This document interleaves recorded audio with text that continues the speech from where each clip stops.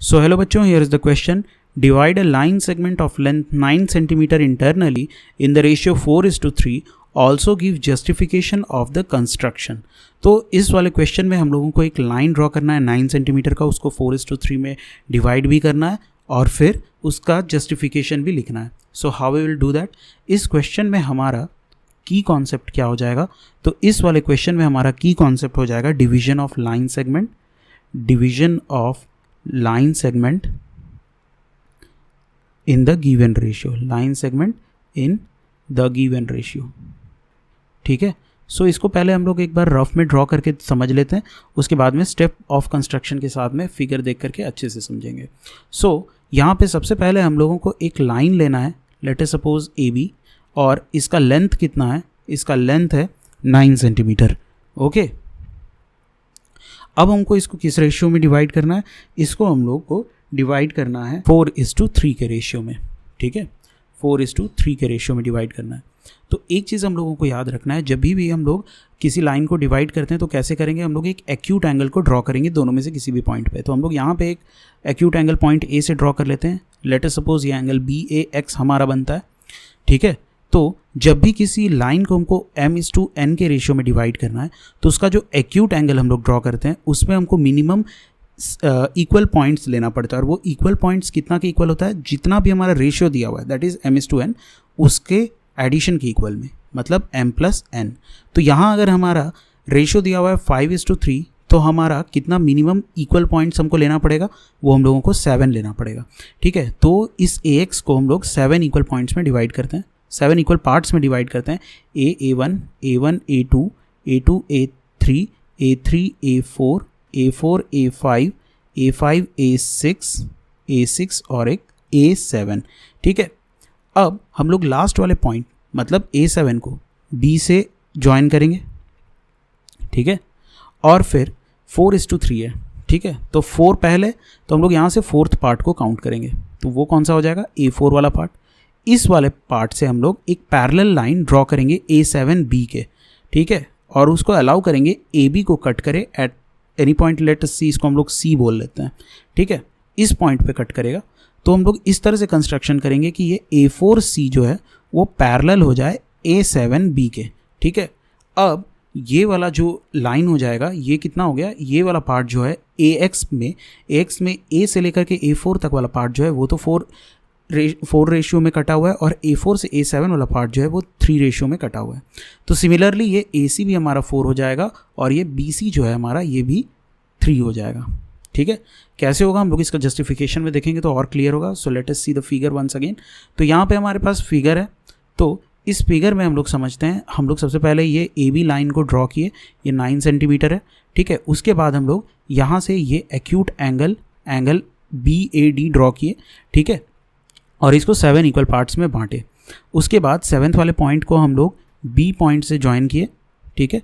और इसी के पैरेलल में पॉइंट 4th से हम लोग एक पैरेलल लाइन ड्रॉ किए. पॉइंट 4 से हम लोग एक पैरेलल लाइन ड्रॉ किए. ओके. और जो हमारे पास फिगर बचा अब AC/CB that is equal to 4:3. एक बार स्टेप ऑफ कंस्ट्रक्शन देख लेते हैं.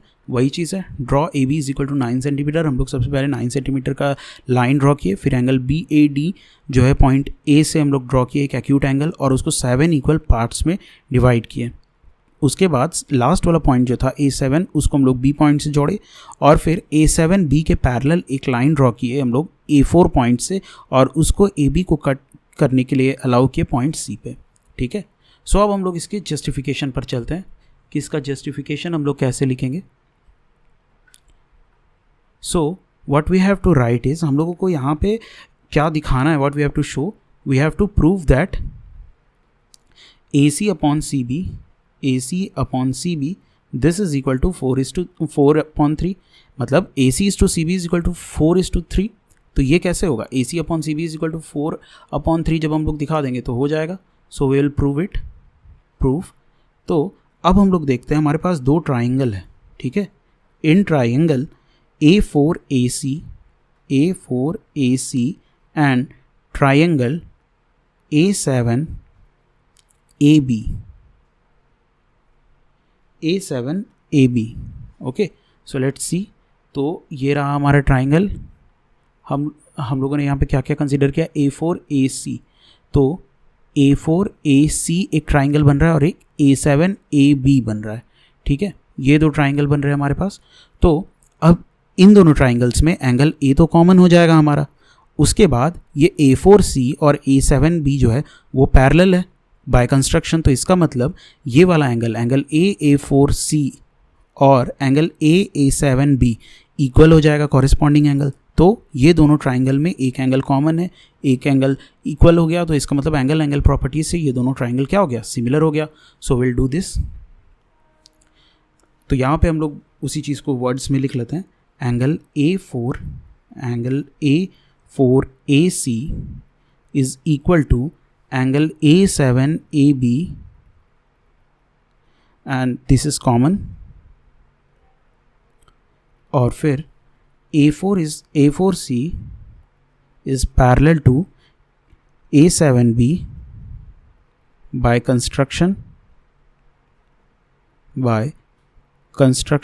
तो इसका मतलब क्या हो गया, angle A4C is equal to angle A7B, corresponding angles, right.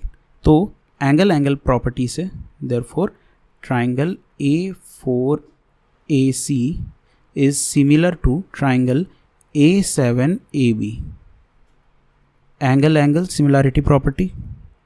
Okay, तो अगर ये दोनों ट्राइंगल सिमिलर है और बीच में एक पैरेलल लाइन उसको डिवाइड करता है, तो यहाँ पे हम लोग क्या करेंगे, हम लोग बेसिक प्रोपोर्शनैलिटी थ्योरम अप्लाई करेंगे।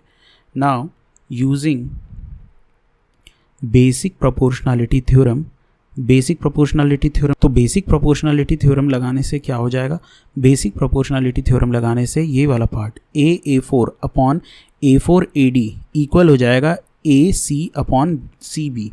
Okay, so using basic proportionality theorem A4 upon A4A7 will be equal to AC upon CB, ठीक है। अब A4 का वैल्यू कितना है, A4 हम लोग यहाँ से निकाले हैं, ये 4 रेशियो में डिवाइड कर रहा है और A4A7 3 रेशियो में डिवाइड कर रहा है, सो ये कितना हो जाएगा 4/3 and this will be equal to AC upon CB। So यही चीज़ हम लोगों को प्रूव करना था, तो this is how will justify our construction. Okay, so this is our final answer. I hope you understood it very well. Thank you and all the very best.